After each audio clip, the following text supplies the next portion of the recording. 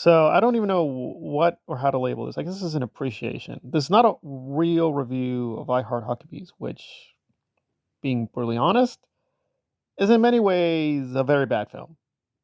A very, very bad film. But in also other ways is a very, very good film. I would even say one of the greatest films of all time. It is one of the strangest films you will ever, if you want to experience it, ever see, hear, or experience, because it is. I can't even describing it is really beyond definition. I guess at the basic level of plot is you have these different characters played by Naomi Watts, Mark Wahlberg, Jude Law, Dustin Hoffman, so on and so forth. And the way these different lives and even ways of being, I stress being with a capital B, like in a Sartrean, Heidegger, Karl Jasper's Kierkegaardian sense. And you're like, huh? I'm not joking with you. That is what the film is. So I guess being blunt about it, if you can, which many people do like Kierkegaard. If you ever thought, like, what would happen if we tried to apply some of Kierkegaard to film? This is it. This is it. No, I love when philosophy and film mix, but even by that standard, this is not Inception. I mean, good or bad Inception, you can have, to put it mildly, hours and hours of debate about the Cartesian, Platonic, Marxian, go through the list, communist and Ayn Randian structures in that movie. It is a very deep movie about deep ideas and deep things. This thing is almost the complete opposite. It is wall to wall comedy making fun of everything, making fun of capitalism, making fun of existentialism, making fun of philosophy itself, making fun of actors. It's a very meta project that is very openly mocking itself. I don't think Russell is just whatever mocking. He's making serious points. But that said, it is a very weirdly structured narrative. And I think that was very intentional. And I'm not here necessarily to praise Russell, who is the main creative voice. Apparently, he had some very weird ideas for his first film. He couldn't quite make it work. I've been there. I've been there, like, okay, I know I have a great movie here, but this is not it. So, and writers will do this. They will sit on an idea for 10, 20, 30 years, be like, I think I got it now. So he's had this in his brain for a while, but he needed a way to filter it, and it's through this weird existential metaphysical detective agency. But really, I'm here to do an appreciation of Jeff, who is credited as a co-writer. Now, if you know Hollywood, that's not easy. There's even a legal code because he also did some work on other movies. So, for instance, he worked on a Ben Stiller project, and I'll be honest, I know that's much more popular and people love that film. I like it too, but I don't like it as much. I feel it's kind of weak, but he's not credited there. So to be credited as a writer for I Heart Huckabees, that would mean he had to do substantial work. And yes, they even measure this in terms of percentages. So how much or what he did, I don't think we know yet, but hopefully Russell, given the tragedy that happened, will be more forthcoming. Oh yeah, that was his idea. Yeah, that was his dialogue. I'm not saying Russell is a bad guy. Russell is a very controversial figure, so you're gonna get from me, not all the time, but most of the time, the brutal truth. I love the guy, admire him, role model. However, this is caught on camera too, by the way. He has had several well publicized fights. We're not talking metaphoric. We're talking, yes, he's actually fought with his cast, fought with his crew, yelling, screaming, literal fist fights. It's out there. And I Heart Huckabees was no exception. There was a lot of behind the scenes drama. Now, that I think actually helps the film a lot because, as incoherent as it is intentionally, there are many scenes that are just like, I don't understand what's happening. It's not even funny. It's like, this just seems boring, dragging. It's not clear what we're up to.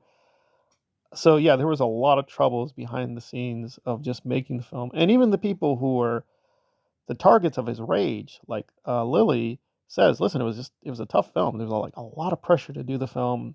Russell did what he could. It was a very weird, free flowing ideas going on because that's the film. It is about your mind, body, and soul, and the way they're drifting, trying to come back together. A lot of it is how do you get through the day, given everything is insane. Because a lot of things, for those who care about the political stuff, it's about the Iraq War, oil, big oil, and how that affects the economies of not just the U.S., but all of us are caught in it, and how we have to make all these compromises, and the way we try to be a good person, but it kind of shows we're a bad person. Like there's this hilarious scene. And by the way, I Mark Wahlberg is another guy. I do admire him, but he's very controversial. I'm very mixed on him. There's really great acting by him, and I'll be honest, sometimes there's not great acting by him. But like this in The Fighter, really great acting. So maybe Russell just brings it out. But anyway, there's a scene where they're having an argument and they're pointing to how can you call us bad? We have this kid. He's an orphan. We took it like it is really shocking. Like, and they just get into it. They even try to justify it, saying, don't you think that us taking this oil from these countries, we're actually doing a lot of damage? And this guy goes, it's not Mark Wahlberg. He says, God gave us the oil. God gave us that oil. It is off the charts hilarious, but it is very challenging. It is very challenging. And again, you're supposed to mostly have fun with it, but there is some deep stuff going on. So I can only say this guy was Jeff Clear was a genius. He had some genius ideas and moments. That said, is the film flawed? It is very flawed. I love most of the cast. I like these people. I know these people's careers. This thing was hated. I remember very clearly when this thing came out, people were like, what is this thing? What is this? I don't understand.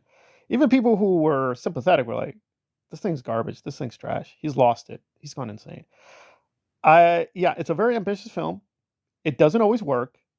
A lot of ideas are not fully formed. So it is a failure in many ways. How it's said, when it's really good, when it's really funny, it is so hilarious. Now I can't say it's like a film that like saved my life, but it is one of those films that I go back to again and again. I'm like, oh yeah, oh yeah.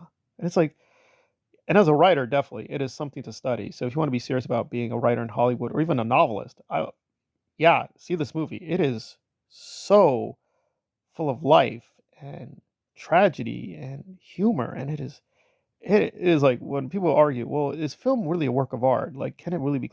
This is really great evidence, yes, because you cannot find this in a novel or a poem. It is a very unique thing they created with this structure, with this format, through this medium. Like, it would not work in another way. You could try to make a theatrical play like this, it would probably still work in many ways, but just what Russell does with the camera, with dialogue, just very small touches, is very, very powerful. It does not work everywhere, but as an experience and as a testimony to Jeff's talent, yeah, this thing is astonishing.